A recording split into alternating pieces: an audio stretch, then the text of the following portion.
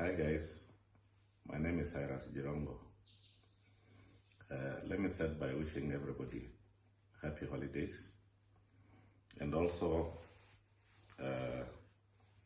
my sympathies to the parents, friends, and relatives of our young men who have been abducted by a system that seems not really to have any feelings. We actually don't know where Billy Mwangi is. We don't know where Peter Muteti is, Kibet Bull, and Bernard Kavuli. It is sad that in such a modern day, we still have a government that really cares, doesn't care at all about the common man, and doesn't care the feelings of parents, and doesn't even care the season when they go abducting these young men. You will not stop an idea through force, through abductions. You can only stop what is happening by changing. If the government of William Ruto wants the young men not to complain, he knows the right thing to do. But continuing to humiliate parents, giving them anxiety that is not necessary, things that people went through in the dark days of this country, is unacceptable. These abductions must stop. Kwa sababu ile maneno kwa mtandao siku hizi ukiona, halafu mtu mmoja watu wanasimama watu wachache hapo, rais anafanya hii, maneno abduction, maneno nini. Unajua rais pia umenikosea kidogo. Ile siku nyingine ulitangaza waziri, nilikuwa nafikiri unasema Kipchumba Sudi. Kumbe akakuwa Kipchumba Murkomen. Tena juzi nimesikia tena nilikuwa nategea ukasema tena Kipchumba Murkomen. Sasa wangenipatia hiyo docket hiyo ya usalama siku 3 peke yake. Hiyo watoto na ujinga hiyo ya kuchora vitu kwa maneno itaisha. Kwa sababu lazima tu hakuna inji inaongozwa na upuzi. Lazima inji yote inaongozwa na katiba na heshima. Si ni kweli? Yeah. Na mtu asikutisha rais.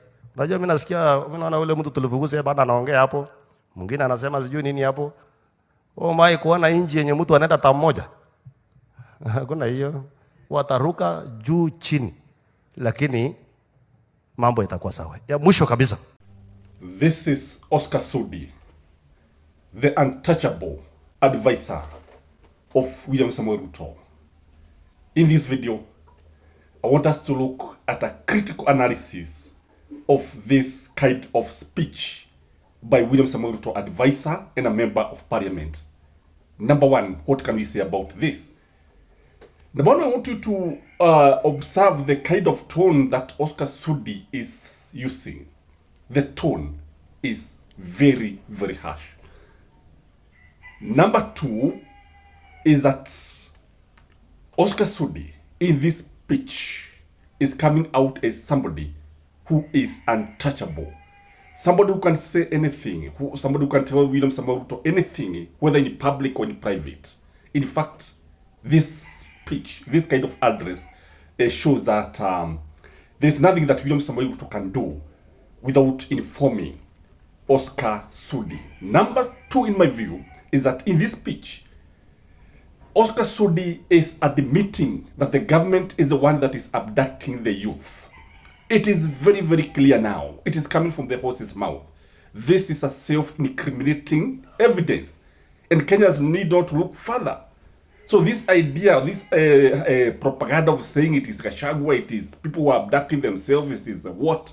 It is now very, very clear that Oscar Sudi has said that it is the government that is doing it and Kenya should not complain. The other thing that we can garner from this speech is that Oscar Sudi is written in Kenyans.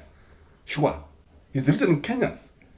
Because he is telling them if they continue talking the way they have been talking, he's not going to stop. And he's regretting that he was not made the interior CS.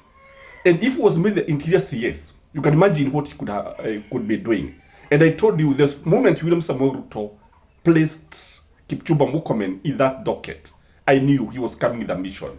And one of the mission is what Kenyans is experiencing today. Number 4 is that this leader, Oscar Sudi, is telling Kenyans that William Samoei Ruto will rig the election. Mpede mspede, you talk, Even if you win the elections, there's nothing you can do. That is the message that he's telling Kenyans. And this should be scaling, by the way. And this one also tell us why we don't have IBC. So the plans of rigging the elections are on high gear. The other thing that come out of this is that even if William Samoei Ruto is defeated, according to Oscar Sudi, he's not going to hand over power. I don't know what is going to happen, because it is coming out very, very clear. There's also the fear of Rigathi Gachagua. The idea of blaming Rigathi Gachagua in everything is coming out very, very clearly.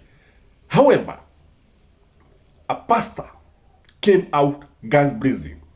And if you have been wondering where Moi went after his death, Kibaki, Saitoti, Jaramogi, and many others, I want you to watch what this pastor is saying here. It is very, very interesting. I just decided to edit the clip, because if you were to hear the whole clip, I don't know, but it is scary. I've just edited and just given a bit, and it is deliberate. And watch here, guys. Really, they are not perturbed. They are not disturbed. How God feels when they fail God's mission.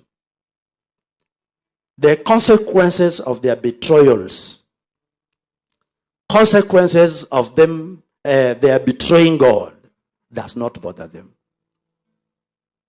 So I see that thing in Ruto. I see it in Raila Odinga as well. And like Moi, who will try and he'll try and see if he can please God. He'll try, but unfortunately, Daniel Moi passed on. And unfortunately, he's in hell. The visions of the Lord pictures the late Moi in hellfire. The late Kibaki, President Kibaki, also in hellfire. Then the vision of the Lord also depicts and pictures Jomo Kenyatta, also in hell.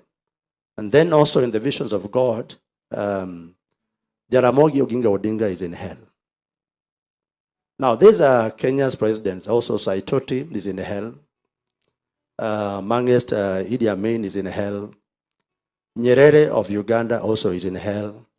Obote of Uganda is also in hell. Now, they joined the list of presidents who were in hell. So, Arabian presidents, are in hell. Muammar Gaddafi is featured in hell. Osama bin Laden is also featured in hell.